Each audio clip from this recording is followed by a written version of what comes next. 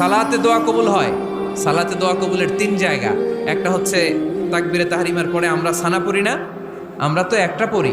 আল্লাহর হাবিব সুন্নাহ এবং নফল নামাজে আরো পড়তেন সানা, ওই দোয়া কবুল হয়। 2 নম্বর জায়গা সালাতে সেজদায় পড়ে দোয়া করলে কবুল হয়। আকরাবু মা ইয়াকুনুল আবদু মির রাব্বিহি ওয়া হুয়া সাজিদ ফাকসিরু ফিহি দুআ। বান্দা যখন সেজদায় লুটিয়ে পড়ে বান্দা আল্লাহর সবচেয়ে কাছে চলে যায়। তা কিন্তু বিশ্বনবী বলে সেজদাটা তোমার রবের কুদরতি পায়ের উপরে পড়েছে। সেজদায় পড়ে দোয়া করেন। সালাম ফিরানোর আগে বিশ্বনবী দোয়া করতেন, লা ইউসাল্লিমান্না আহাদুকুম হাত্তা ইয়াতাআওয়াযা মিন আরবা'a।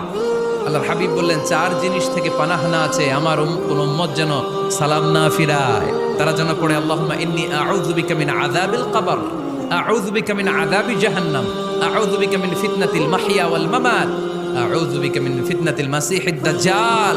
আল্লাহ কবরের আযাব থেকে বাঁচাও, আল্লাহ জাহান্নামের আগুন থেকে বাঁচাও, আল্লাহ জীবন